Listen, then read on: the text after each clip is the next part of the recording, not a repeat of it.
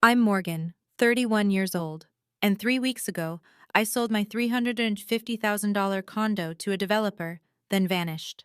79 missed calls, 47 text messages, an email from my mother with the subject line, "What have you done?"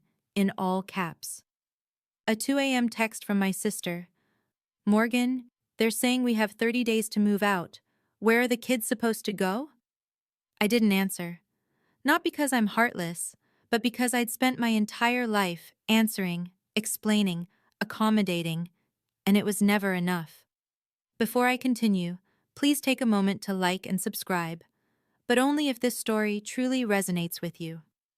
Now, where are you listening from today? Drop your city and local time in the comments. I'd love to know who's here with me. Let me take you back 4 weeks to Christmas Eve dinner when I stood in my parents' kitchen and heard something I'll never forget. Growing up in the Platt family, I learned early that love came with conditions. I just didn't have the words for it then.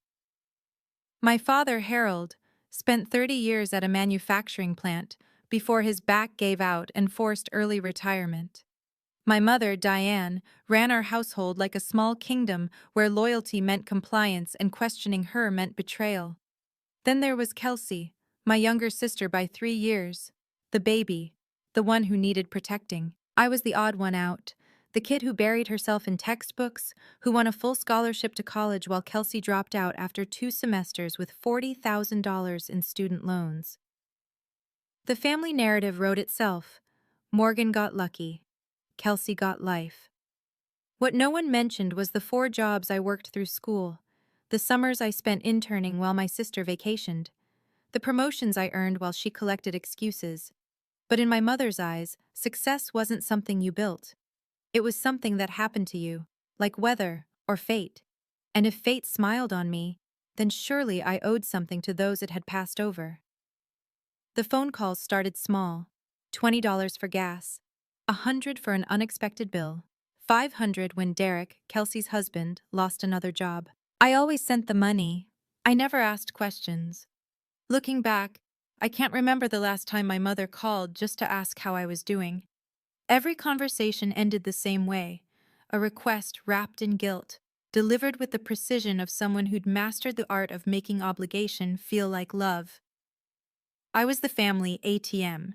I just hadn't read the fine print yet. But that Christmas, standing in the kitchen I'd grown up in, the terms and conditions finally became clear.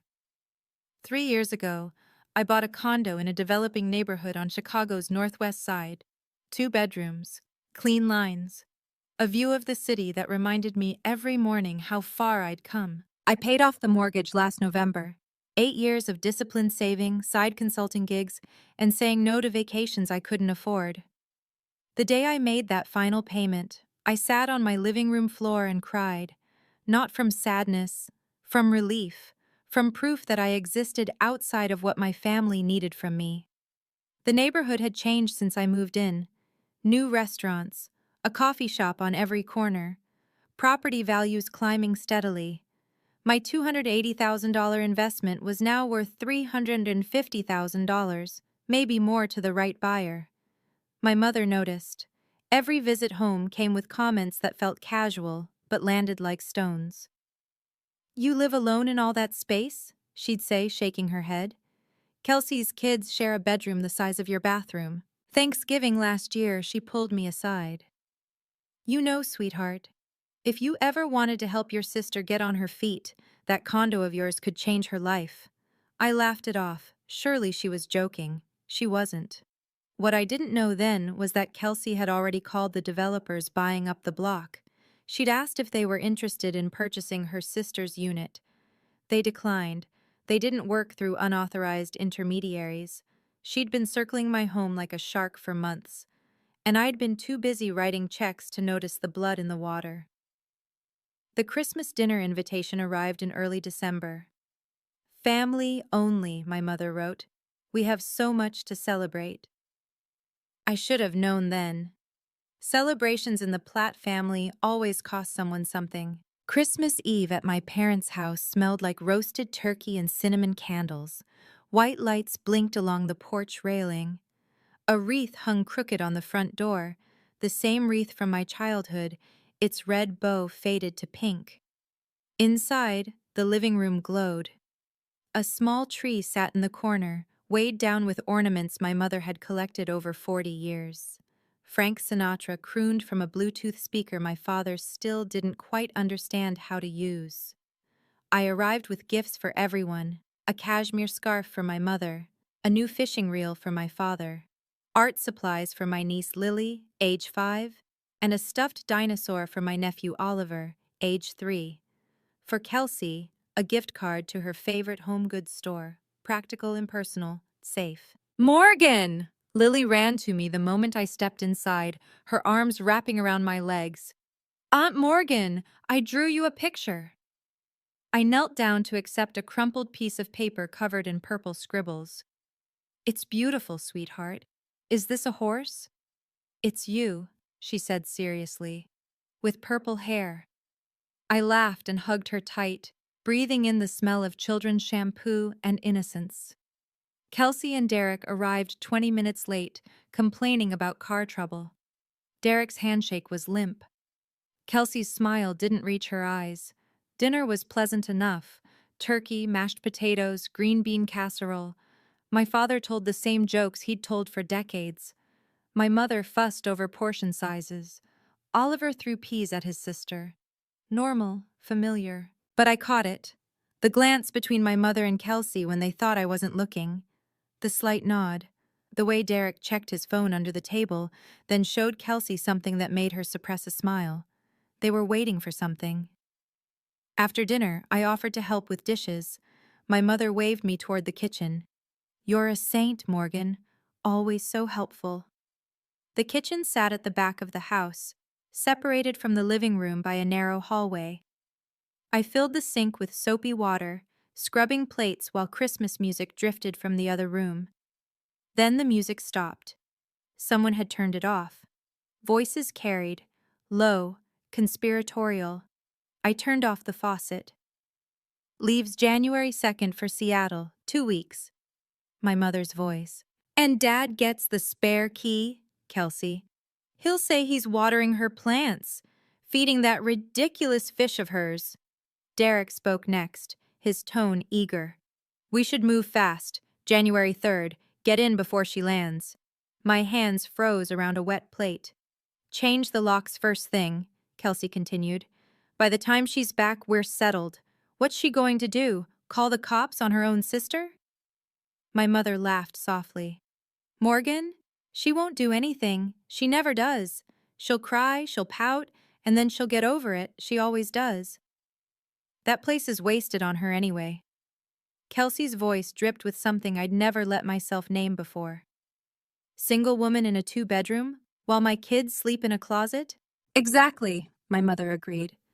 Family takes care of family. She'll understand eventually.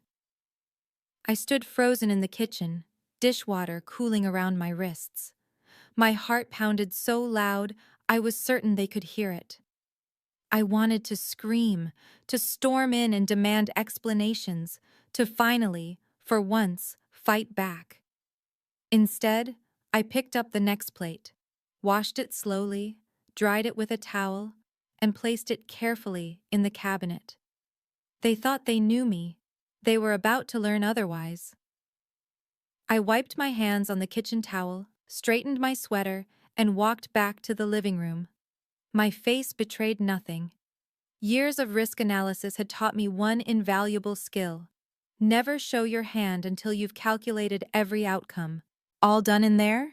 My mother looked up from the couch, her smile warm and oblivious. Squeaky clean. I settled into the armchair near the tree. Lily, want to show me more of your drawings? Lily bounced over with a stack of papers, and I made a show of examining each one. A house with smoke curling from the chimney, a rainbow with 7 distinct bands, a family of stick figures, 4 of them, none with purple hair. From the corner of my eye, I watched Kelsey studying me. Her gaze lingered a beat too long. Suspicious. Probing. I smiled at her. The turkey was delicious this year, Kels. Did you help Mom with the recipe? She blinked, thrown off. Yeah, I brined it overnight. You can really taste the difference. My mother beamed. Crisis averted. Normal restored. But nothing was normal. Not anymore. I looked at them. These people I'd spent 31 years trying to please. My mother, who confused control with love. My father, who'd rather stay silent than stand up. My sister, who'd learned that being the victim was easier than being accountable. And Derek, who'd married into a family of takers and fit right in. They had always seen my kindness as weakness, my silence as permission. They were wrong. By the way, I said casually, I'm meeting with my lawyer next week, just some paperwork. My mother barely glanced up. That's nice, dear. She had no idea what she'd just dismissed. Later that evening, Kelsey found me on the back porch. The air was sharp and cold. I stood wrapped in my coat, watching my breath form small clouds that dissolved into nothing. She appeared beside me, arms crossed, shoulders hunched against the chill. Getting some air? She asked. Just needed a minute. We stood in silence. Then she started.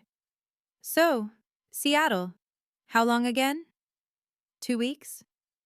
Must be nice. Business travel. Her voice carried an edge. I haven't been on a plane in 6 years. I said nothing. Who's watching your place while you're gone? Dad offered to water my plants. That's sweet of him. She paused, too casual. Your neighborhood's really changing, huh? I drove by last month. Saw all those for sale signs. My pulse quickened, but I kept my voice even. Developers buying up the block. They want to build something new. Anyone make you an offer? I turned to look at her. Really look. The envy she'd spent years disguising as concern. The calculation behind every sisterly gesture. A few people have asked, I said. I'm not interested in selling. Her jaw tightened almost imperceptibly. You should take care of your own rental first, I added, my tone light. Didn't you say the landlord's been difficult? She stiffened. We're handling it. Good. Kelsey opened her mouth, then closed it. Something flickered in her eyes. Doubt, maybe. The smallest crack in her certainty. But she recovered quickly. Well, don't freeze out here. She turned and went back inside, leaving the door slightly ajar. I stayed a moment longer, watching the stars appear one by one. She'd been testing me, checking if I suspected anything. I'd passed her test. Now it was time for mine. I left my parents' house at 9:30, hugging everyone goodbye with practiced warmth. Drive safe, sweetheart, my mother squeezed my shoulders. And remember, leave that spare key for your father. Of course, Mom. The drive home took 40 minutes. I spent the first 10 in silence, gripping the steering wheel until my knuckles turned white. Then I called Elena. She answered on the second ring. Morgan, it's Christmas. Everything okay? They're planning to take my condo. I told her everything. The kitchen, the conversation, the casual confidence with which they'd discuss stealing my home. Jesus Christ! Elena exhaled slowly. What are you going to do? I don't know yet. You could confront them, call the police when they try to move in. And then what? Watch them cry and apologize, then do it again the moment I turn my back? Elena was quiet. Then, what about that Seattle promotion? The one HR's been asking about for 2 months? She was right. The offer had been sitting in my inbox since late October. Senior Risk Analyst, Pacific Northwest Division. Permanent relocation. I'd been putting off the decision, telling myself I wasn't ready to leave Chicago. But what was I staying for? I've also been getting calls from developers, I said slowly. They want to buy the whole block, my unit included. Morgan, are you thinking what I think you're thinking? I merged onto the highway, the city lights stretching before me. I've spent 31 years being the person they wanted me to be. Maybe it's time to figure out who I actually am. After we hung up, I typed a message to Marcus Webb, my real estate attorney. Marcus, I need to meet you on the 26th. It's urgent. I want to discuss all my options, including selling. The reply came within minutes. I'll clear my schedule. Marcus Webb's office sat on the 14th floor of a glass tower downtown. The day after Christmas, the building was nearly empty. Morgan. He gestures to a leather chair. Your message sounded serious. I told him everything. The kitchen conversation, the plan to move in while I was gone, the spare key my father would use. When I finished, Marcus leaned back. Let me make sure I understand. They plan to squat in your condo and present it as a done deal when you return? Yes. And you want to know your options? All of them. Marcus nodded. Option 1. Wait until they trespass, then call the police. They'd be removed, but they'd claim I gave verbal permission. It becomes my word against theirs. Exactly. Civil court. 3 to 6 months minimum. During that time, they could stay while the case drags on. And I'd be the sister who called the cops on her family. Marcus raised an eyebrow. That matters to you? I thought about Aunt Patricia, about the family grapevine, about how quickly Morgan kicked out Kelsey's children would spread. It's not about what they think of me, I said slowly. It's about the energy I'd spend fighting them. Every holiday, every family gathering, the battle would never end. Option 2, Marcus continued. You sell. The new owner handles eviction. You're not the villain. You're just someone who sold their property. The developers buying the block, are they still interested? Robert Smith? Very. He needs your unit to complete the project. I stared out the window at the gray Chicago sky. If I sold to him, I said, anyone living there would have to leave. Standard 30-day notice, non-negotiable with demolition permits. For the first time in days, I could breathe. Set up a meeting. Robert Smith was a pragmatic man with steel gray eyes and a handshake that meant business.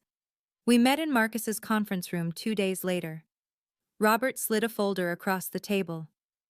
Ms. Platt, I'm prepared to offer 18% above market value. Cash. Closing in 10 business days. The number made my breath catch. Why the rush? My construction loan locks in on the 15th. After that, the bank adjusts terms unfavorably. I need all units by then. Marcus leaned forward. What about current occupants?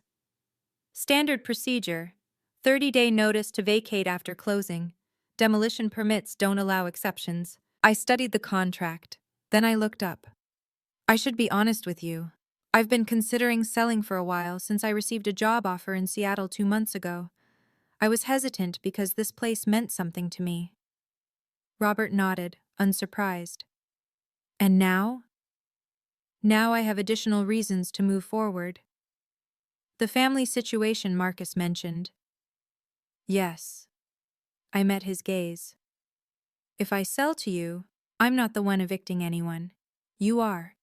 Your company sends the notice, your timeline, your demolition permits. That's correct. So I'm just a property owner who sold to a developer. Nothing more. Robert's expression didn't change, but I caught a flicker of understanding. That's exactly what you'd be.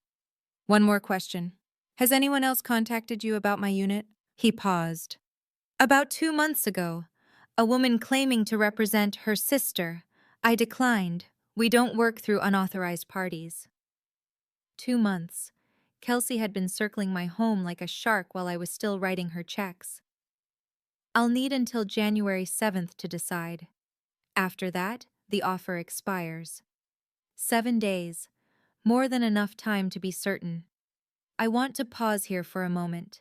If you've ever been in a relationship where someone treated you like a resource instead of a person, where family meant obligation without respect, I'd love to hear from you in the comments.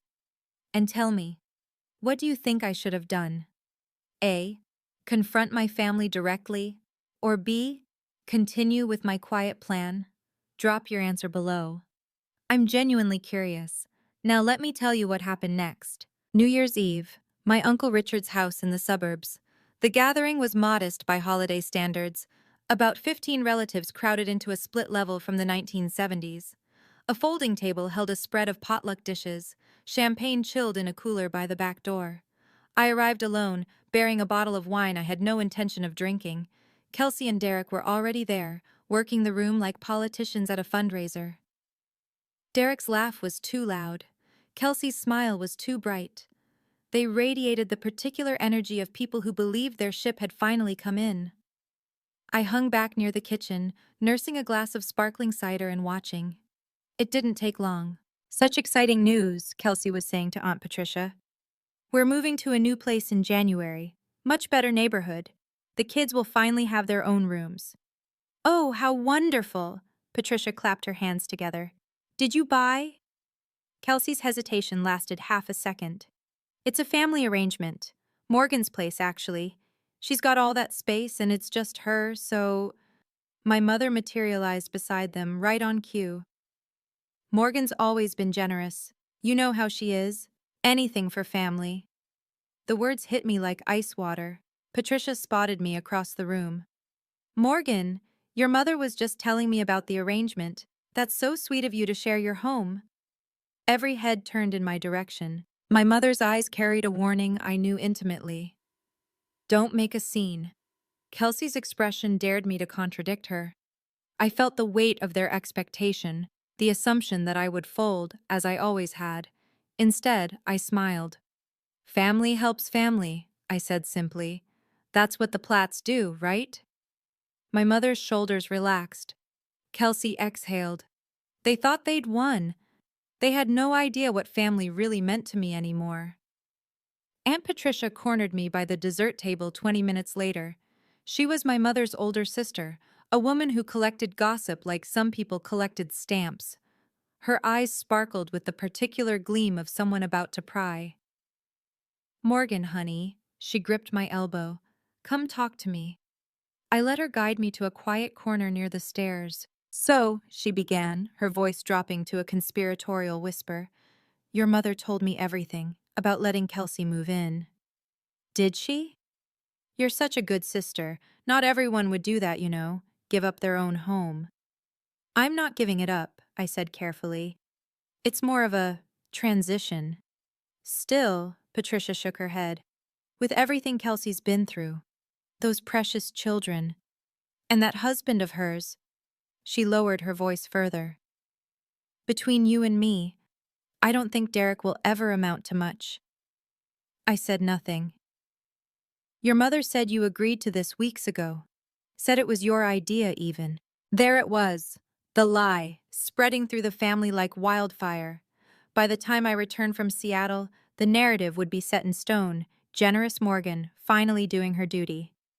"Aunt Patricia," I said, "I appreciate your concern. But what happens with my condo is between me and my immediate family." Her face flickered. Surprise, then a flash of irritation at being shut out. "Of course, dear, of course." She patted my arm. "I just want you to know, we all think you're doing the right thing." I smiled, though it didn't reach my eyes. The right thing. They'd been telling me what the right thing was my entire life. I was about to show them what it actually looked like. Midnight approached. Somewhere in the house, someone started counting down. New Year's Eve, 11:58 p.m. I sat alone in my condo, laptop open, the city glittering beneath my windows. Fireworks would start soon, celebrations for people who believed in fresh starts. 2 emails waited on my screen. The first, Marcus's final paperwork, Robert Smith's offer, 10 days to closing. 30 days after that, demolition. The second, HR's confirmation of the Seattle transfer, Senior Risk Analyst, Pacific Northwest Division. Start date January 20th, permanent relocation. I'd been afraid to accept either for months, afraid of what leaving meant, afraid of being selfish. But what was I holding on to? I looked around the condo, my furniture, my view, my proof that I could build something alone. They'd already taken it from me, not physically, not yet, but in their minds, this place had never been mine. It was always just something I was keeping warm until they decided to claim it. Even if I fought them off this time, they'd try again. Next year, the year after. Every family gathering would be a negotiation, every phone call a prelude to another scheme. This condo would always be their target, and I would always be their ATM, unless I removed myself from the equation entirely. I opened the HR email first, typed my acceptance, hit send. Then I opened Marcus's document. The clock on my laptop struck midnight. Outside, fireworks exploded across the sky. I signed. Not because I wanted revenge, not because I hated them, because I finally loved myself enough to stop sacrificing my future for people who only saw me as a resource. I'm not selling because of them, I whispered to the empty room. I'm selling because I'm finally ready to leave. The document uploaded. The deal was done. Happy New Year. This one would be different. January 2nd, O'Hare Airport. I boarded my flight to Seattle with one carry-on and a laptop bag. Everything else I needed would follow, or wouldn't. Material possessions had started to feel less important. Before takeoff, I called my father. Morgan. His voice was gruff, distracted. You at the airport? Just about to take off. You have the spare key, right? Got it yesterday. A pause. You need me to do anything specific? Just water the plants, feed Blueberry. Blueberry was my betta fish, a small blue creature who'd kept me company through 3 years of solitary dinners. Will do. I almost asked him, almost said, Dad, do you know what they're planning? Do you care? But I already knew the answer. Harold Platt had spent 58 years avoiding confrontation. He wasn't going to start now. Safe travels, he said, and hung up. The flight took 4 hours. I spent most of it staring out the window, watching the country scroll beneath me like a map being refolded. On January 3rd, my phone buzzed with an Instagram notification. Kelsey had posted a story. The image showed my living room, my couch, my bookshelf, my view of the Chicago skyline. Boxes were stacked in the corner. Oliver's stuffed dinosaur sat on my coffee table. The caption read, New chapter, new home, blessed. My throat tightened, but not from sadness, from the cold clarity of seeing exactly who my sister was. More photos followed throughout the day. Derek installing a new lock on my front door. Lily's drawings taped to my refrigerator. Kelsey posing in my kitchen, a glass of wine in her hand. They were making themselves at home. They had no idea they were decorating a demolition site. January 10th, Seattle. I sat in a coffee shop 3 blocks from my new office, laptop open, watching the rain trace patterns down the window. The barista had spelled my name wrong on my cup, Morgan, but I didn't mind. Here, I could be anyone. My phone buzzed. Marcus Webb. It's done, he said. Closing complete. Funds have been transferred to your account. I looked at the number on my banking app. More money than I'd ever had at one time. Enough to start over. Enough to never look back. And the notification timeline? Robert's team will post the demolition notice within 7 to 10 days, standard 30-day vacate period after that. Thank you, Marcus. Morgan. His voice softened. Are you sure about this? Once that notice goes up, there's no taking it back. I thought about Kelsey's Instagram stories. About my mother's confident assurance that I would get over it. About my father, who had handed over my key without a single question. I'm sure. All right then, he paused. For what it's worth, I think you're doing the right thing. We hung up. I closed my laptop and wrapped my hands around my coffee cup, letting the warmth seep into my fingers. Outside, Seattle went about its gray, rainy business. Strangers walking dogs, couples sharing umbrellas, people living lives that had nothing to do with mine. I felt strange. Not triumphant, not vindictive, just light. Like I'd set down a weight I'd been carrying so long I'd forgotten it wasn't part of me. My phone buzzed again. A text from Elena. How are you holding up? I typed back. Better than I expected.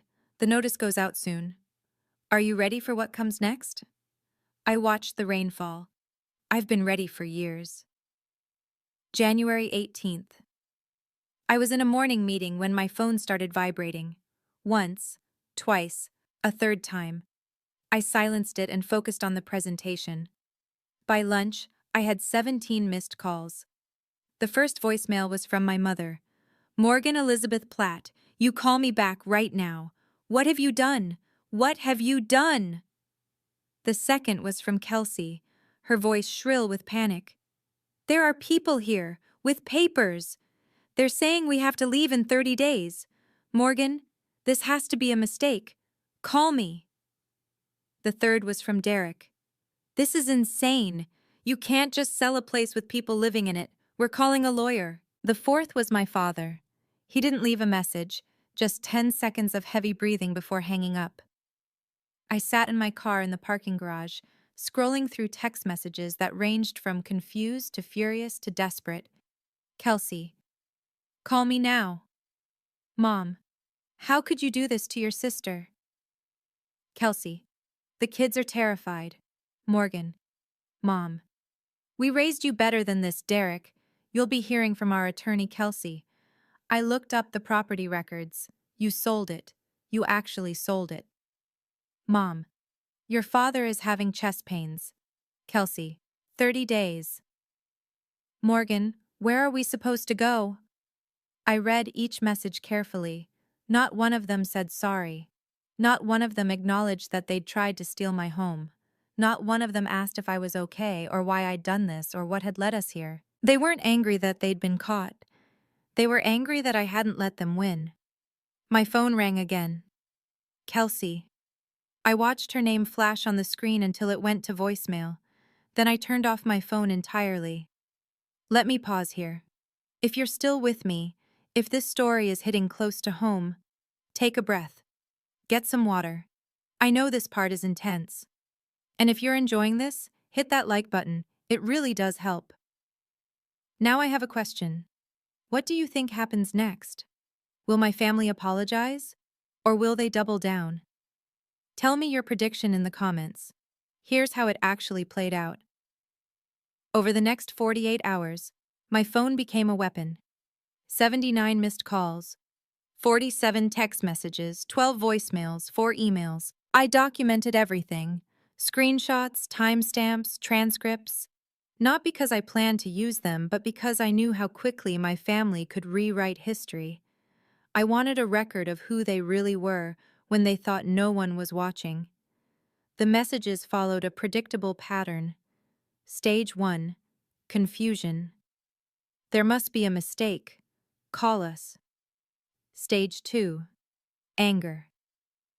How dare you do this to your own family? Stage 3, guilt. Mom hasn't stopped crying. Dad's blood pressure is through the roof. Stage 4, threats. Derek's cousin is a lawyer. We're looking into our options. Stage 5, bargaining. Just call us. We can work this out. Please, Morgan. What none of them said. We're sorry we planned to take your home without asking. What none of them admitted.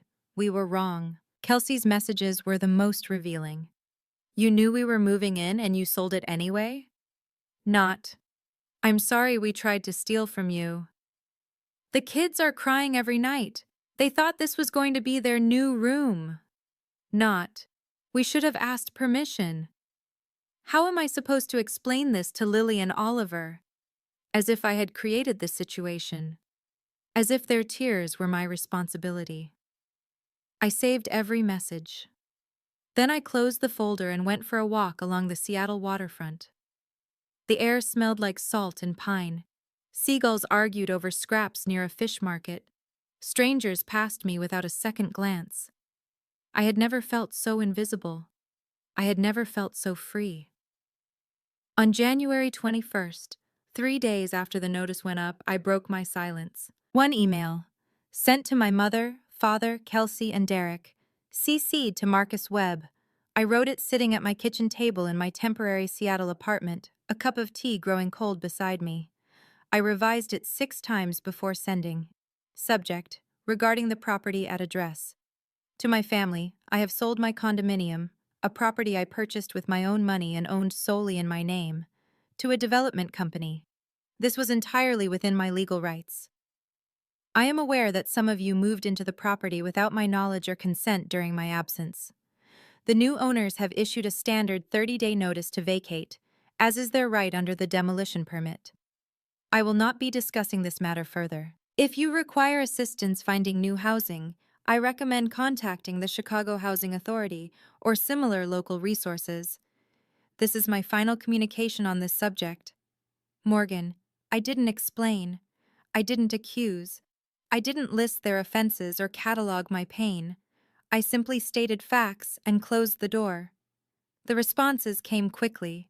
From Kelsey, "That's it? That's all you have to say?" From Derek, "This isn't over." From my mother, "I don't know who you are anymore. The daughter I raised would never be so cruel." I read each one, then archived them. My mother's words should have hurt. Maybe in another life they would have. But something had shifted inside me, a door closing, a lock turning. The daughter she raised would have apologized, would have cried, would have found a way to make everyone else comfortable while shrinking herself into nothing. That daughter didn't exist anymore. I closed my laptop and watched the rain fall over Puget Sound. The family grapevine worked fast. Within a week, I'd received messages from 3 aunts, 2 uncles, and a cousin I hadn't spoken to since high school. The narrative had crystallized. Morgan sold her house out of spite while her poor sister's family was living there. No mention of the scheme hatched over Christmas dinner. No acknowledgement that they'd moved in without permission. Just, "How could you do this to Kelsey?" Aunt Patricia called twice. I let both go to voicemail. To Morgan, honey, this is Aunt Patricia. I just want you to know that your mother is devastated. Absolutely devastated. She keeps saying she doesn't understand where she went wrong. I think you owe her an apology, don't you? Family is family after all. Call me. I deleted the message. Some relatives simply stopped speaking to me. I could see the blocked notifications, the unanswered friend requests, the social media silence. I was being erased from the family story, written out like a character who'd outlived her usefulness. But not everyone followed the script. A text arrived from Great Aunt Dorothy, my grandmother's younger sister. She was 83 and had always been the family's quiet observer. Morgan, I don't know the whole story and I won't ask, but I've watched you take care of that family for years while they took from you.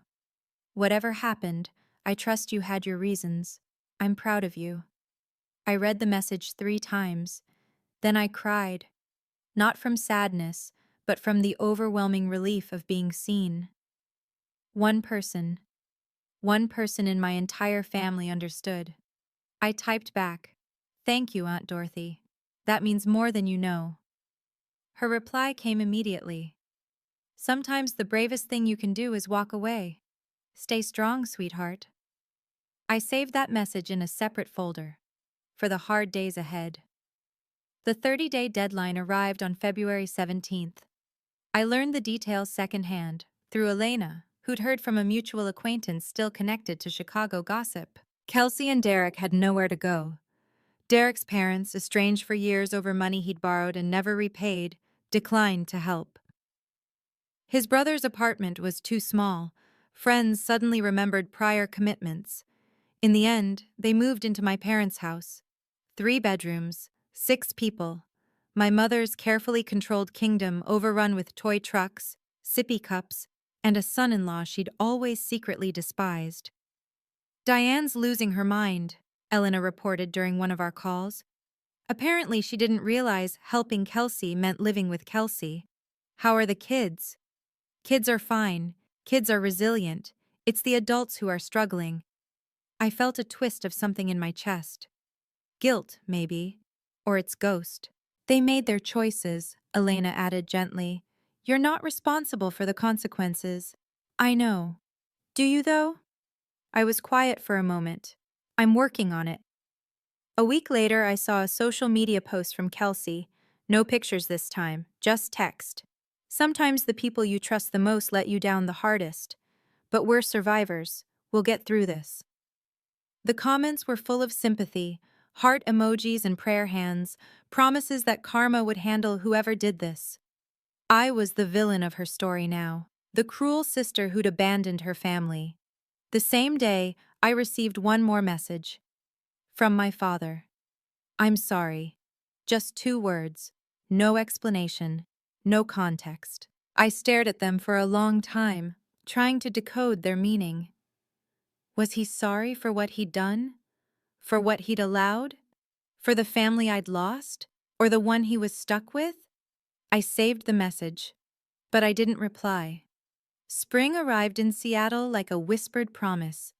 I found a permanent apartment near Green Lake, a small studio with big windows and a view of cherry blossoms.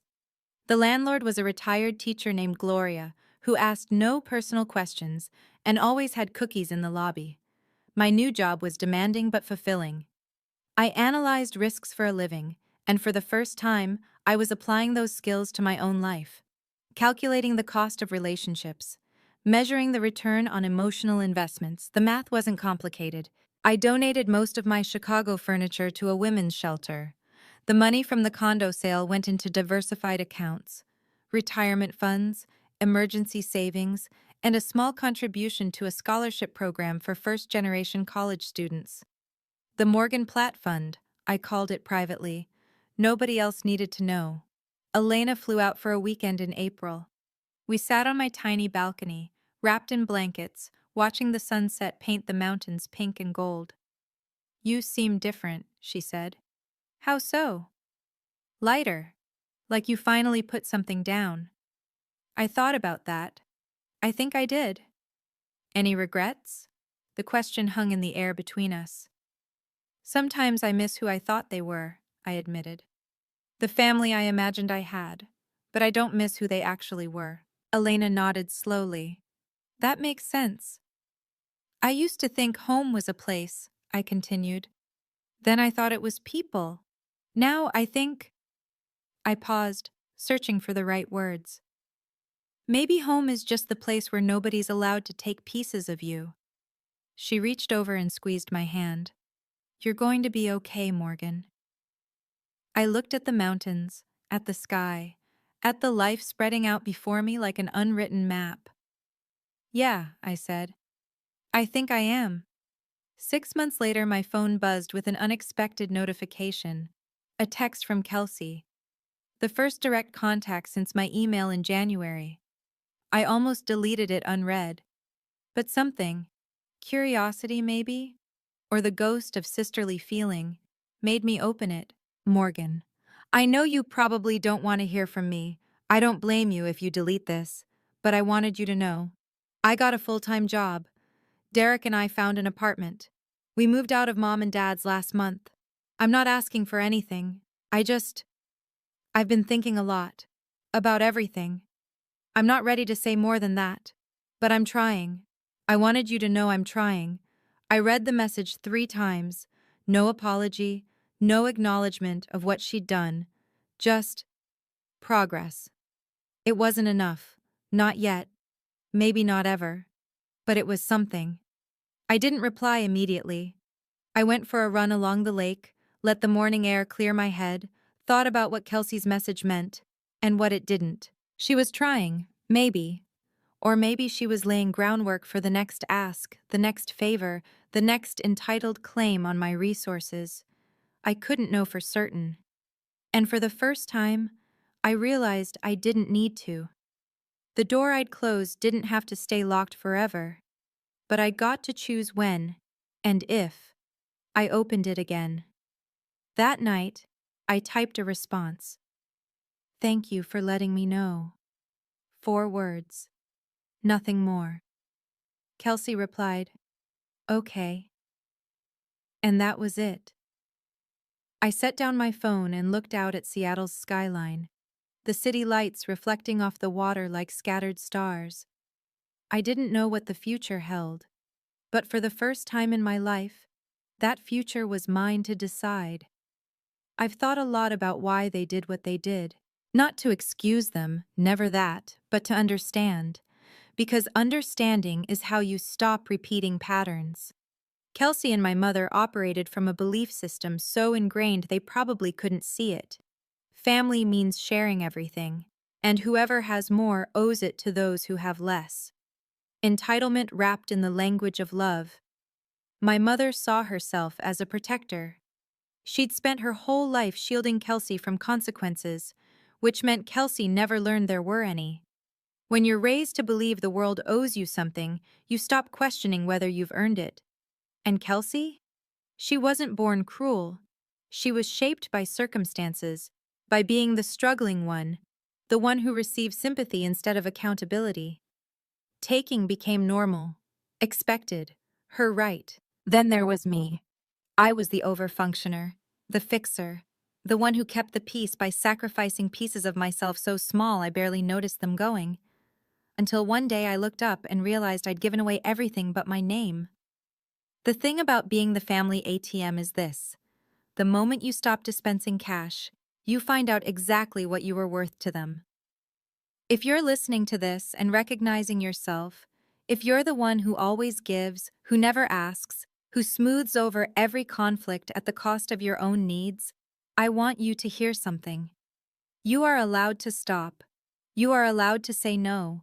You are allowed to love your family and still walk away from them. Setting boundaries isn't cruelty. It's survival. It's also the only way to find out if someone truly loves you or just loves what you provide. Ask yourself, if I stopped giving, would they still call? The answer might break your heart, but it will also set you free, and that's my story. If you stayed until the end, thank you. Truly. I'd love to hear from you. Have you ever had to set boundaries with your family? How did it go? What did you learn? Drop your story in the comments. I read every single one. And if this resonated with you, please like, subscribe, and check out the similar stories linked in the description below. Take care of yourselves. You deserve it.